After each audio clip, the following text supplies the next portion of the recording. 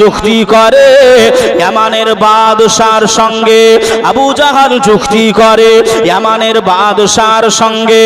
আল্লাহ নবীকে অপমানিত করবে বলে, আল্লাহ নবীকে লাঞ্ছিত করবে বলে, আল্লাহ নবীকে অপমান করবে বলে আল্লাহর নবীর কাছে গিয়ে আবু জাহাল জানিয়ে দেয়, ও নবী মুহাম্মদ, তোমাকে ইয়ামানে যেতে হবে আমার সাথে, ইয়ামান দরবারে পৌঁছাতে হবে আমার সাথে। আল্লাহ নবী বললেন, ঠিক আছে, আমি যেতে রাজি রয়েছি। ওই ইয়ামানের বাদশাহ ওই ইয়ামানের রাজ দরবারে জানিয়ে দেয়, ও আমার শিক্ষা মন্ত্রীরা, ও আমার দরবারের মানুষেরা, ইয়ামানের বাদশাহ আমি জানিয়ে দিই, মুহাম্মদ আরব থেকে আসবে, ওই মক্কা নগরী থেকে মুহাম্মদ আসবে। ওই মুহাম্মদ যখন আমার দরবারে ঢুকবে, কেউ উঠে দাঁড়াবে না, কেউ সম্মান দেবে না, কেউ মুহাম্মদকে এমন করে সম্মান দেবে না। ইয়ামানের বাদশাহ জানিয়ে দেয়, আবু জাহাল নবীকে সঙ্গ করে নিয়ে ইয়ামানের রাজ দরবারে পৌঁছে গেলেন। আল্লাহ নবী প্রবেশ করবে, আল্লাহ নবী প্রবেশ করবে। ইয়ামানের বাদশাহ সিংহাসনে বসে আছে। আল্লাহ নবীর নূরানি, আল্লাহ নবীর নূরানি চেহারা দেখে ওই ইয়ামানের বাদশাহ আর থাকতে পারে না। ওই ইয়ামানের বাদশাহ নিজে আল্লাহ নবীর জন্য নিজের সিংহাসনটা ছেড়ে দাঁড়িয়ে গেল। জোরে বলে, আর একটু জোরে হবে না সুবহানাল্লাহ। ভাই বাবাজিরা আমার, ও সোনার মানিকেরা, ও জওয়ানেরা, ও আমার আম্মা জান বোনেরা, খালারা, বিটিরা, আল্লাহ নবী প্রবেশ করে গেলেন। ইয়ামানের বাদশাহ লোকেরা দাঁড়িয়ে গেল। আল্লাহ নবীকে বসতে দেওয়া হলো। আবু জাহালের বুকটা পুড়ে যায়, আবু জাহালের বুকটা খনখনিয়ে যায়। আহারে, আল্লাহ নবীকে ইয়ামানের দরবারে আমি আবু জাহাল নিয়ে আসলাম অপমান করার জন্য, আমি আবু জাহাল নিয়ে আসলাম লাঞ্ছিত করার জন্য। এই ইয়ামানের বাদশাহ আল্লাহ নবীকে সম্মান দেয়, আল্লাহ নবীকে ইজ্জত দেয়। এটা কেমন করে হয়? এটা কেমন করে মেনে নেব? এটা তো হতে পারে নাই। আবু জাহাল ফেঁপে ফেঁপে, আবু জাহাল উগড়ে উগড়ে আল্লাহ নবীকে ডাকলেন, ও বাবা মুহাম্মদ সাল্লাল্লাহু আলাইহি ওয়াসাল্লাম, আমি আবু জাহাল জানিয়ে দিই, তোমাকে একটা পরীক্ষা করা হবে।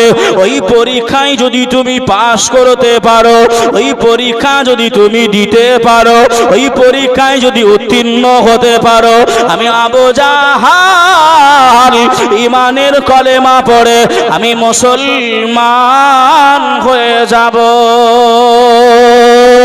আল্লাহর নবী আমার, মায়ার নবী আমার, নবী আমার কান্নাকাটি আরম্ভ করে দিলেন। আল্লাহ নবী রোনাজারি আরম্ভ করে দেয়। ও চাচা আবু জাহাল, আপনি বলেছিলেন আকাশের চাঁদটা দুখণ্ডিত করে দিতে, আমি মুহাম্মদ করেছিলাম, আপনি কলেমা পড়েন নাই। আপনি বলেছিলেন হাতের ভিতরে কি আছে, ওই পাথর কলেমা পড়িয়েছিলাম, আপনি কলেমা পড়েন নাই। আপনি আমার জন্য কুয়া খুঁড়েছিলেন, ওই কুয়ায় আপনি পড়ে গিয়েছিলেন, আমি মুহাম্মদ আপনাকে তুলেছিলাম, আপনি কলেমা পড়েন নাই। আপনি বলেছিলেন বুতের এমন করে মূর্তিগুলোর ভিতর থেকে কথা বলাতে হবে, আমি বলিয়েছিলাম, তবু আপনি কলেমা পড়েননি। এই যে আমি এমন করে প্রশ্নের উত্তর দেব আর আপনি কলেমা পড়ে নেবেন, এটার কি গ্যারান্টি আছে? ও আমার ভাই বাবাজিরা, ইয়ামানের বাদশার লোকেরা, ওই মন্ত্রী উপমন্ত্রীরা সবাই মিলে রাসূলুল্লাহকে জানিয়ে দেয়, নাই। ইয়া রাসূলুল্লাহ, হাবিবাল্লাহ, হুজুর আপনি চিন্তা করবেন নাই, আপনি ভাববেন নাই, আপনি টেনশন করবেন না। ওই আবু জাহাল যদি কলেমা না পড়ে, আমরা ইয়ামানের মানুষেরা আমরা কলেমা পড়ে নেব। জোরে বলে, আর একটু জোরে হবে না সুবহানাল্লাহ। আবু জাহাল ওই সময় জানিয়ে দেয়, আবু জাহাল ওই সময় জানিয়ে দেয়, ও বাবা মুহাম্মদ সাল্লাল্লাহু আলাইহি ওয়াসাল্লাম, বলো না বাবা, ওই ইয়ামানের বাদশার মনে, ওই ইয়ামানের বাদশার মনে এখন কি কথা চলছে, ইয়ামানের বাদশা কি ভাবনা ভাবে, ইয়ামানের বাদশা কি চিন্তা করে, এই কথা যদি তুমি জানিয়ে দিতে পারো, এই কথা যদি তুমি বলতে পারো, আমি আবু জাহাল কলেমা পড়ে আমি মুসলমান হয়ে যাব।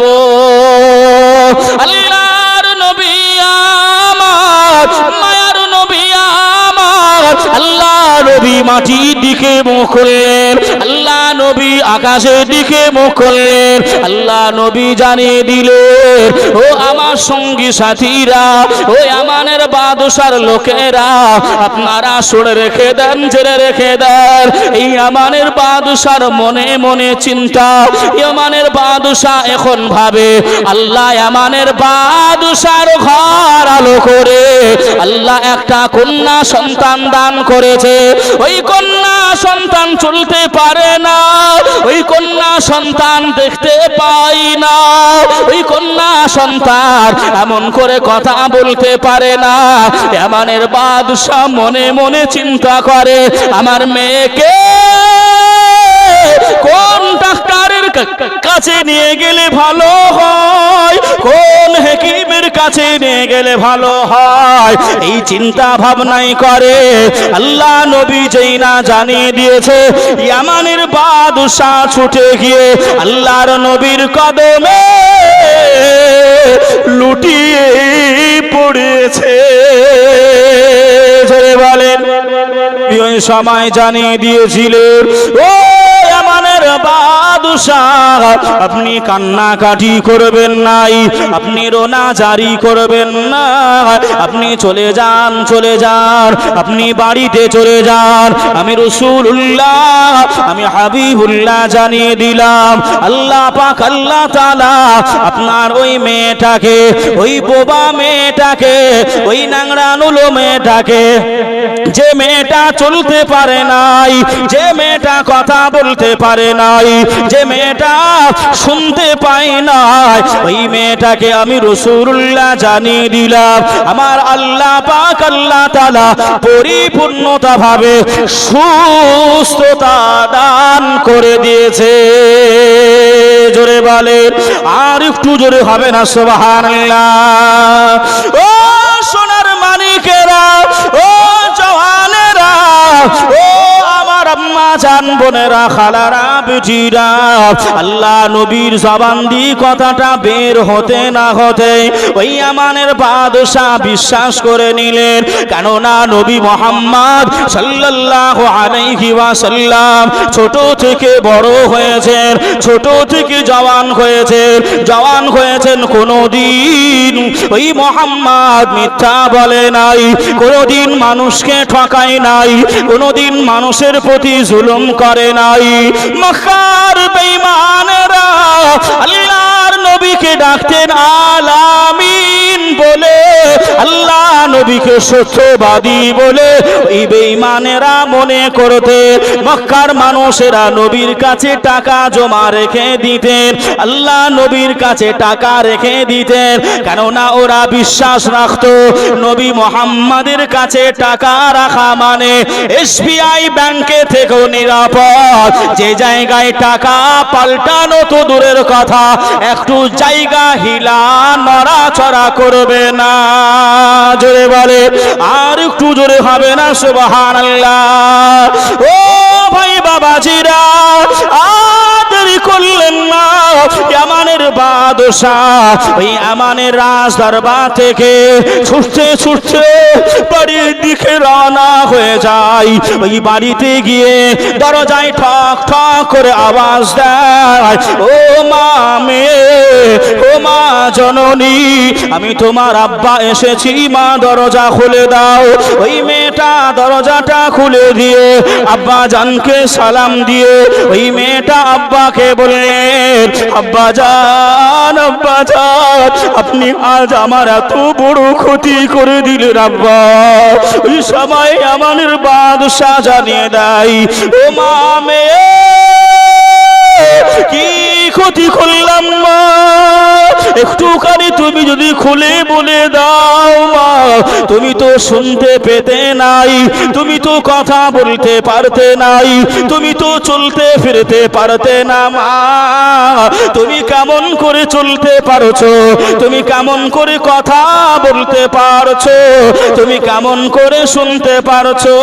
ওই সময় মা মেয়েটা ওই আমানের বাদশাকে জানিয়ে দেয়, ও আমার আব্বা জান, ও আমার আব্বা জান, আপনি শুনে রেখে দেন, জেনে রেখে দেন, আমার বাড়িতে আপনার আসার আগে একজন মানুষ এসেছিল। ওই মানুষের মাথায় পাগড়ি দেওয়া ছিল, ওই মানুষের গায়ে সাদা জুব্বা পরিধান ছিল। আমি মা মেয়ে, আমাকে ইশারায় ডাকছিল, ও মা এদিকে এসো মা। আমি ওই সময় জানিয়েছিলাম, হুজুর আপনি আমাকে ডাকছেন, আমি কথা বলতে পারি নাই, আমি হাঁটতে পারি না, আমি চলতে পারি নাই মা। ইয়া হুজুর, আমি কেমন করে আপনার কাছে যাব। ও আমার আব্বা জান, ওই হুজুর এসে আমার মাথায় হাত বুলিয়ে দেয়, আমার গায়ে এমন করে ফু দিয়ে দেয়, যার কারণে আমি শুনতে পাই, যার কারণে কথা বলতে পারি, যার কারণে আমি হাঁটতে পারি। হুজুরকে ওই সময় আমি জিজ্ঞাসা করব, হুজুরের বাড়ি কোথায়, ওই মানুষটার নাম কি, আমি জিজ্ঞাসা করব। এমন একটা অবস্থায় আপনি দরজায় খট খট করে আওয়াজ দিতে আরম্ভ করেছে, ও মামে, ও মামে, আমি বাদশাহ, আমার বুঝতে বাকি নাই মা, আমার বুঝতে বাকি নাই।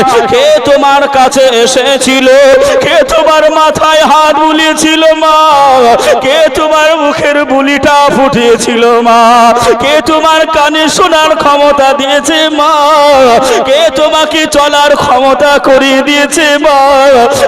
আর বুঝতে বাকি নাই।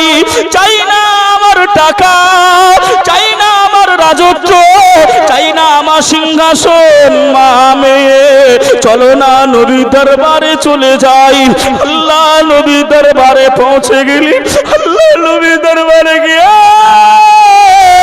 ওই বাদশাহ জর্জর করে কান্নাকাটি আরম্ভ করে দেয়, ইয়া রাসূলুল্লাহ, ইয়া হাবিবাল্লাহ, হুজুর আপনি আমাকে ক্ষমা করে দেন, আপনি আমাকে মাফ করে দেন। হুজুর আপনাকে আমি কষ্ট দেওয়ার জন্য, আপনাকে আমি মনে ব্যথা দেওয়ার জন্য আমি আমার রাজদরবারে ডেকেছিলাম। আর আপনি আমার সব থেকে মনের বড় বেদনা, মনের বড় কষ্ট আপনি নিরাপদ করে দিলেন, আপনি সুস্থ করে দিলেন, আপনি ভালো করে দিলেন। ইয়া রাসূলুল্লাহ, ইয়া হাবিবাল্লাহ, হুজুর আমি ইয়ামানের বাদশা হতে চাই নাই, আমি টাকা পয়সা চাই নাই, আমি রাজত্ব চাই নাই, আমি সম্মান চাই নাই। ইয়া রাসূলুল্লাহ, হে ইয়া হাবিবাল্লাহ, হুজুর আপনার পবিত্র হস্ত মোবারকায়, আপনার পবিত্র ওই হাত মোবারকায় হাত দুটি রেখে দিয়ে ঈমানের কলেমা পড়িয়ে আপনি আমাকে মুসলমান করে নেন। জোরে বলে, আর একটু জোরে হবে না। আর নবীজি আমরা তোমায় ভুলতে পারি না। তোমার আম্মা আমেনা গো তোমার দুধুমা হালিমা, তোমার আম্মা আমেনা গো তোমার দুধুমা হালিমা। জোরে বলো না, আর একটু জোরে বলো না সুবহানাল্লাহ।